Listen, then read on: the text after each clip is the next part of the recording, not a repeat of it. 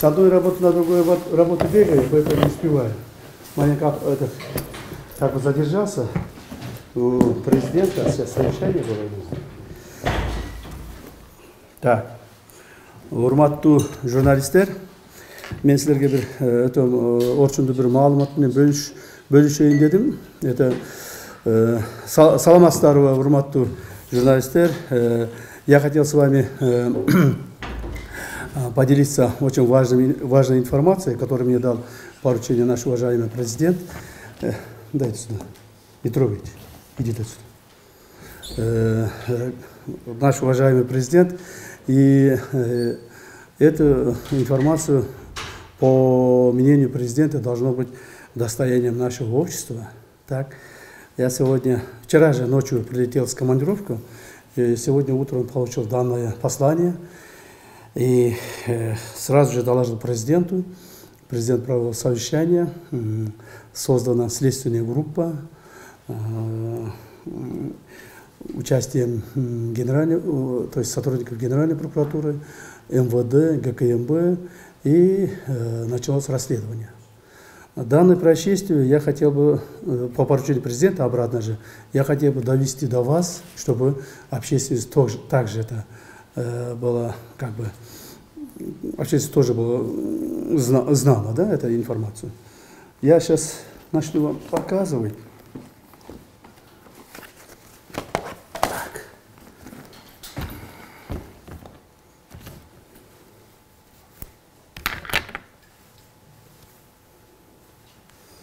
Куда упала-то? Вот. Сегодня утром пришел на работу. Официально ко мне через мою почту, управление делопроизводством, поступил мне вот такой пакет. Вот такой пакет. Так. Этот пакет я открываю пакет. Ну, правда, сперва я не знал, что там очень важное какое-то сообщение есть. Просто мне очень много пакетов поступает. Я этот пакет открываю. То, что здесь при открытии этого пакета сломались даже несколько штук, вот, крышки вот этого пакета, потому что этот пакет был опечатан вот такими печатями, так, снаружи. Вот. Я сломал, естественно, этот пакет. Вот такое, по-моему, было, да, вот такое было, вот так. А это тоже вот здесь было. Внутри пакета было написано вот что. Тоже я просто взял и разорвал и выкинул мусор. А потом обратно пришлось мне собрать их. Здесь было написано о том, что лично Хамчыбеку Кадыршаевичу, вот. Лично Хамчыбеку Кадыршаевичу, можете посмотреть. 2-3 раза написано, 2-3 раза завернуто это все было. Вот. Хамчыбек Кадыршаевичу было так написано внутри.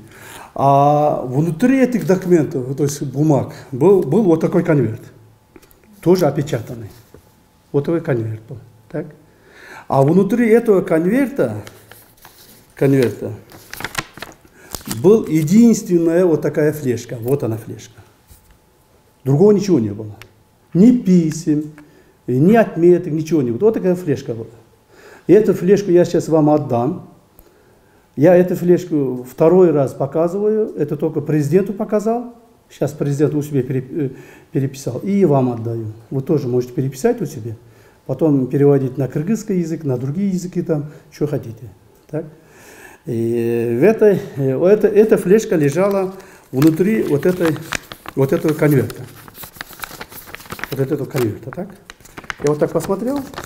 Внутри вышел только вот одна флешка вот такая. Я хотел поставить в этот, оказывается, компьютер. Оказывается, сюда надо вот такой подставник нужно. Попросил сотрудника, он принес, я вот этот поставил и через компьютер прочел, что там написано. Я вам сейчас расскажу только содержание, а полный текст вы сами возьмете, потом вы сами рассмотрите. Потом я отнес президенту, президент прочел, посмотрел, и он мне дал поручение это все создать, расследовать, рассмотреть, и что потом, и это было достоянием общественности. если завтра что-нибудь случится со мной, с моей семьей или с кем-нибудь, президентом, президентской семьей, чтобы общественность знала, это было заранее предупреждено этими людьми. Я все это материалы сейчас передаю. Я уже проводил через свою службу собственной безопасности расследование, но президент сказал, нет, говорит, мы это будем проводить следственной группой. Вот. Кстати, какой-нибудь там компьютер поставите, а потом перепишите какой-нибудь компьютер, да, а потом раздадите себе, ладно? А потом заберешь, ты мне этот принесешь. Хорошо? Возьмите, пожалуйста. Прямо сейчас сделайте. Теперь давайте перейдем о содержании этого письма. Так? В этом письме указано о том, что я должен исполнить какие-то условия для того, чтобы они не могли уничтожить меня или мою семью. Так? Они это условие тоже открыто сказали, какие условия я должен делать, что я должен делать, каким образом должен поступать. Общее содержание этого письма этими состоит. Мы посмотрели, да, здесь есть прямые угрозы, но и здесь явно видно, это методика работ каких-то спецслужб. Кстати, в этом письме также написано, что он является представителем спецслужбы, которым очень много оплатили и хочет этот заказ исполнить. И что он говорит? И говорит о том, что ему очень много заплатили олигархи, криминалитеты. Так.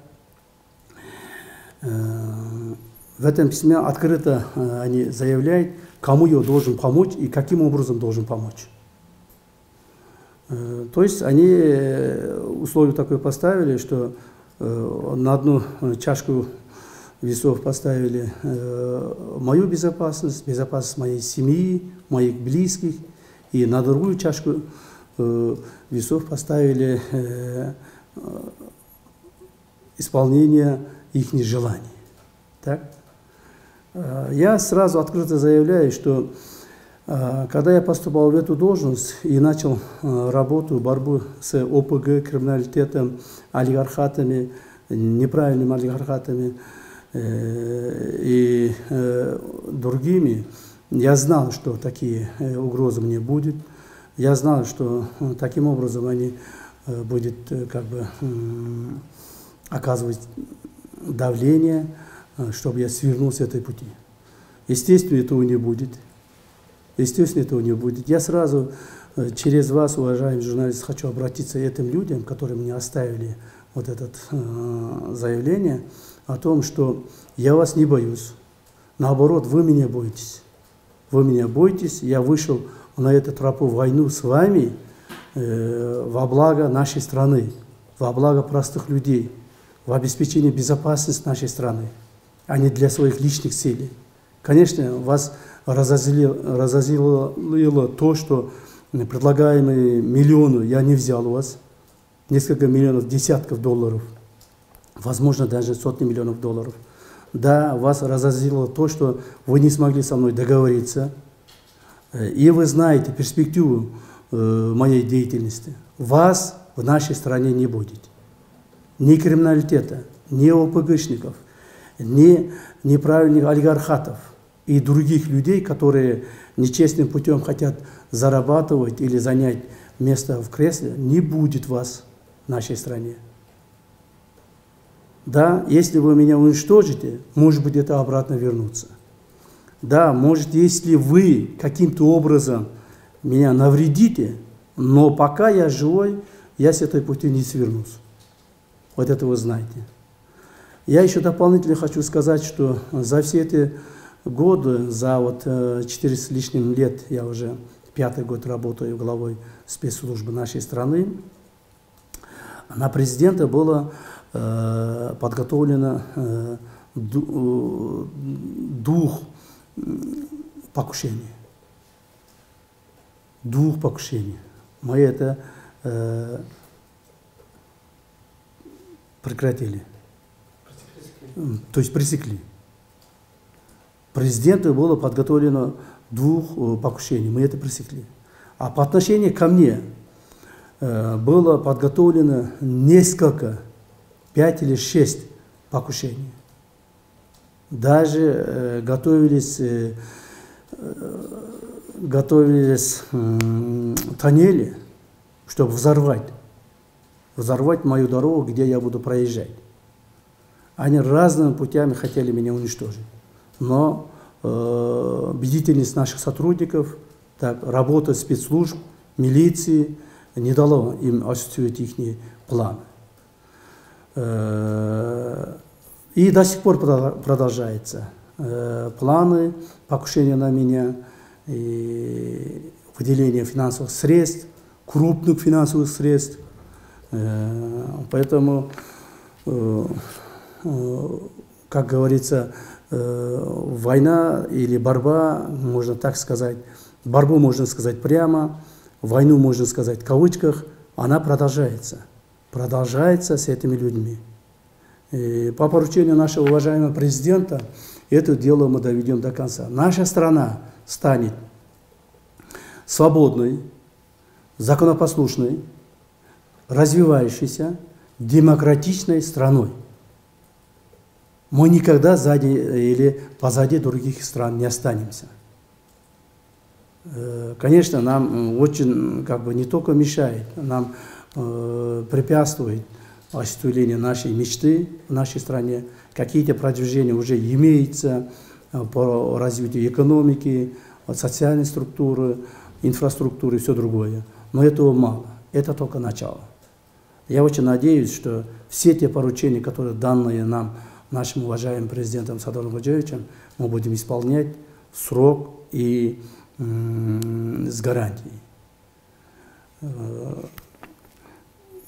Насколько вам хорошо известно, я вообще хотел, вот эта пресс-конференция, которую я сейчас вам даю, это не запланированное. Это не запланированное информационное сообщение, можем так сказать. Это не пресс-конференция. Информационное сообщение, чтобы вы это понимали. Специальную пресс-конференцию я готовился давать в декабре месяце этого года. Там хотел бы озвучить все те работы, которые мы провели последние 4 года.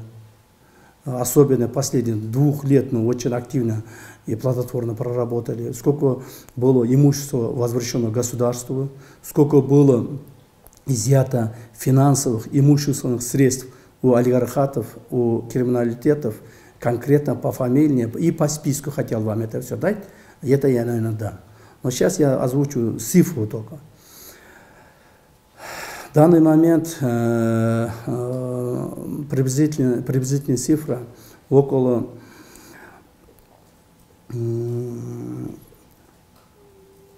120-125 миллиардов долларов возвращения государству.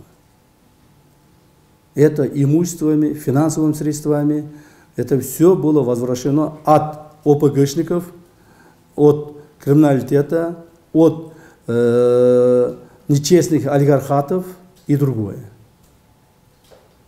Остальные подробности я, наверное, дам уже при даче пресс-конференции. Есть какие-то вопросы, я коротко, пожалуйста, я отвечу пару вопросов, потому что у меня еще вот сейчас совещание, и быстро я должен удалиться. Азырынча коркутуулар ким тарабынан болгону белгисиз, аны бардыгын следственный группа тактайт. Азыр эми могул катты биздин комитетке ким алып келип берген? Кандай жол менен менин столума түшүп калды? Кайсыл биздин орган ушуну алды?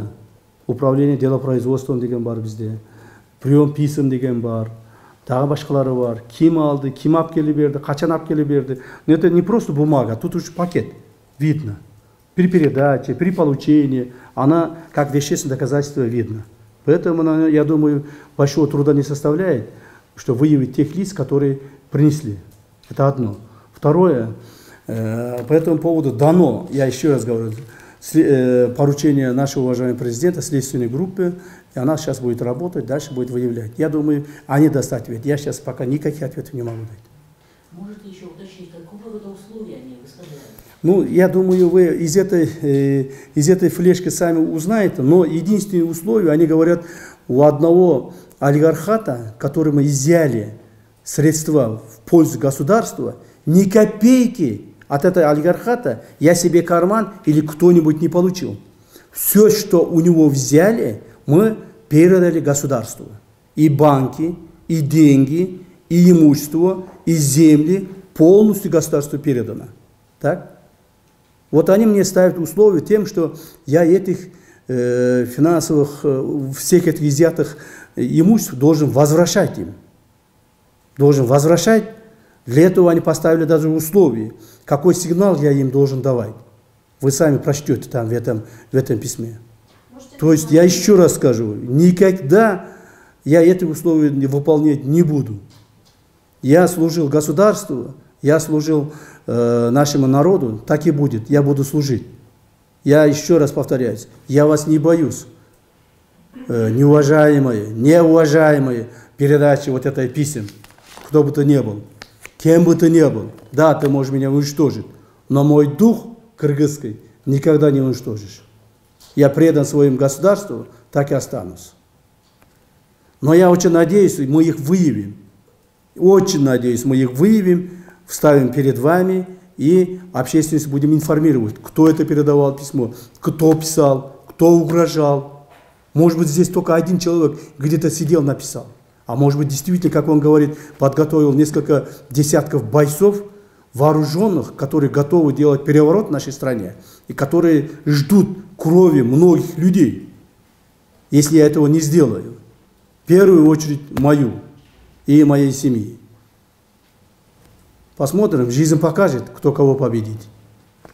Можете назвать фамилию олигархов, которые упомянуты в угрозе? Но вы, я думаю, сейчас, пусть это будет секретом, я здесь не скажу, вы сами сейчас прочтете, там четко написано, и фамилия, и имя, и как, что, к чему. А еще один вопрос. Письмо вам положили в ящик, который всем... Нет, не ящик. Ко мне каждое утро приносит много бумаг на мой стол. Так? Я 2 дня был в командировке, вчера ночью только прилетел.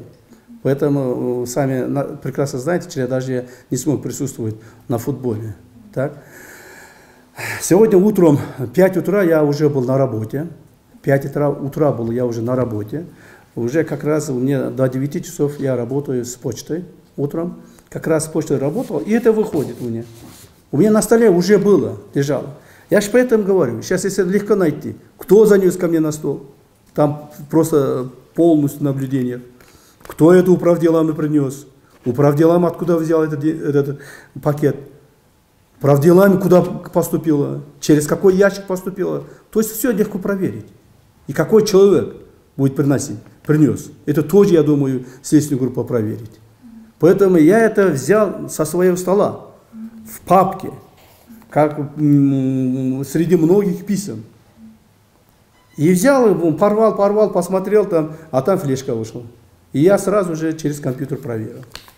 А получается, если управделами вы сказали... Не управлял, управление делопроизводством. Все. Управление делопроизводством ГКМБ. Их не почте вышло. Они ко мне занесли. Они откуда взяли, что к чему, я думаю, следствие разберется. А вы усилили после этого безопасность своей семьи? Так, моя безопасность, она уже давно усилена со стороны нашего уважаемого президента. В этом письме также указано о том, что до вас наши руки никак не доходят. Мы никак не можем до вас дойти. Но до ваших близких, тех людей, которые вы будете всю жизнь плакать, мы дойдем. Вот так они меня угрожают. То есть они уже хотят перейти угрозу моей семьи, моих близких людей. Поэтому пока еще каких-то либо решений не принимали, я думаю, они свободно общаются, свободно ходят везде, всюду. Посмотрим. Это может быть люди из вашего близкого круга, как вы считаете? Что? Кто угрожает? Нет, я думаю, люди из моего близкого круга, как им мне будет угрожать? И это те люди, которым не нравится наша политика. Политика изъятия, как сказать, имуществ, финансовых средств, заработанных или не заработанных, а вот набранных или собранных, так, неправедным путем. Например, криминалитет. Когда криминалитет зарабатывал деньги? Когда криминалитет должен жить богато? Никогда. Кто занимается криминалитетом, должен сидеть в тюрьме. Криминал, бандит должен очень быть бедным. Криминал никогда не должен быть олигархатом. У криминала не должны быть друзья олигархи. Так? У них не должно быть миллионы, миллиарды. И это упущение государства. Если криминал живет очень богато, это упущение государства. Понимаете ли? Если олигархаты есть, которые там зарабатывали сотни миллионов долларов, может быть даже миллиарды, неправедным путем. Вот. Им не нравится наша политика. И не нравится, наверное, наша политика тем людям, которые мы создаем какие-то блага для простых людей. Они привыкли грабить народ, грабить государство. И эта наша политика, естественно, многим не нравится. Во главе этой борьбы, естественно, по поручению президента я стою. Еще вот один вопрос, не по теме этого. Что вы скажете по поводу разговора Куренова и Джамбурчиева? Можете прокомментировать эту ситуацию? Эту ситуацию я не буду прокомментировать, потому что это к этому делу не относится.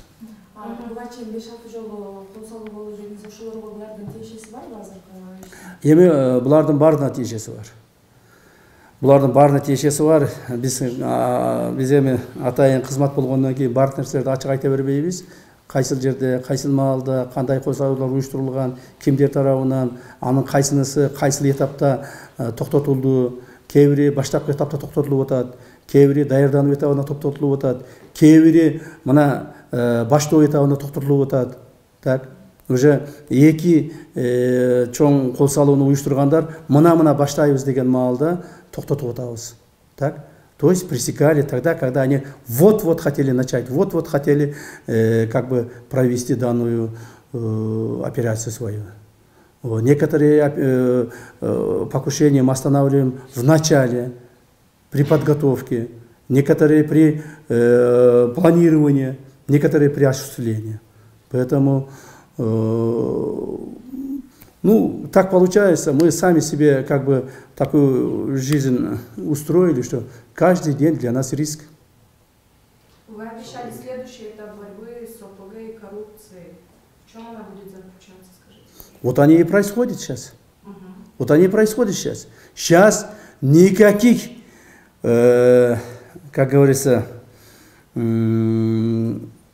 ешқандай жеңілдіктер. Орысша қырғызша сөйлегенде бай аралашып кетеді емес. Ешқандай жеңілдіктер ешкімге берілмейді.